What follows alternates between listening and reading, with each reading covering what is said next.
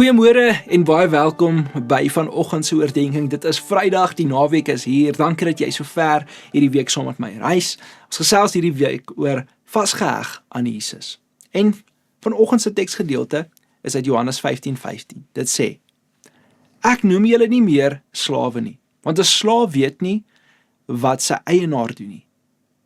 Julle noem ek al lankal vriende, omdat ek alles wat ek by my Vader gehoor het, aan julle verduidelik het.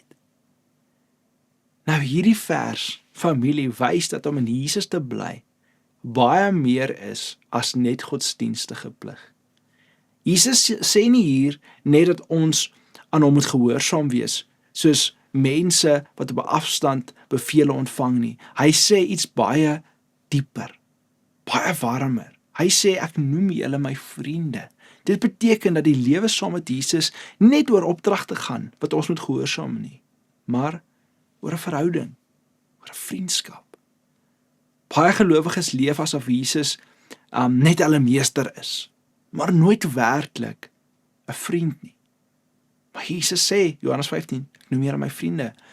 Baie mense wat Jesus volg sien hom as die een wat 'n opdrag gee, wat waarsku, wat korrigeer en wat oordeel. En natuurlik doen hy dit ook in heiligheid en in waarheid, maar hier wys Jesus vir ons dat hy sy mense in 'n plek van nabyheid intrek.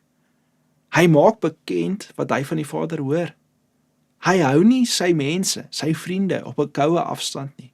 Hy trek hulle in, hy trek hulle nader. En dit is belangrik, want jy bly nie lank naby iemand wat jy net as harder taakmeester sien nie, as ek dit so kan stel vandag, wat opdragte gee en jy moet dit net volg nie, maar jy bly by iemand wat jy vertrou, iemand wat jy liefhet, iemand by wie jy veilig genoeg voel om oop te wees om met daai persoon te kan deel, saam met daai persoon te kan leef. En dit is deel van om in Jesus te bly. Dit is om nie net vir Jesus te werk nie, want ons weet ons het daai roeping, ons moet gaan disippels maak, maar ook om met Jesus te leef.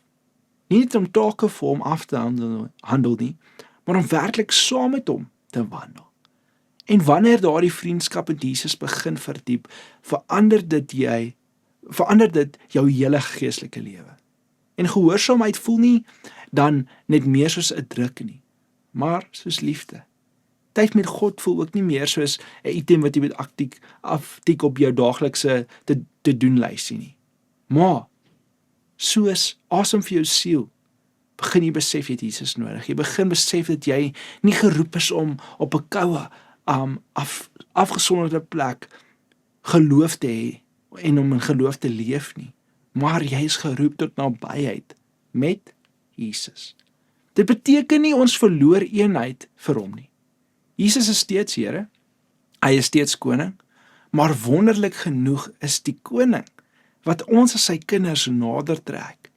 Die Here van die heelal noem sy disippels, ek en jy, vriende, en dit wys vir ons dat om in Jesus te bly en aan hom verbonde te wees, nie bloot gaan oor dissipline nie. Dit gaan ook oor liefdevolle verbondheid. Hoe meer jy besef wie Jesus werklik is teenoor jou, hoe meer sal jou hart by hom wil bly. En baie vrug groei nie uit 'n koue hart wat net probeer reg optree nie. Ware vrug groei uit 'n lewe wat naby genoeg aan Jesus leef om sy hart te ken. Want mense wat net take doen, brand maklik uit.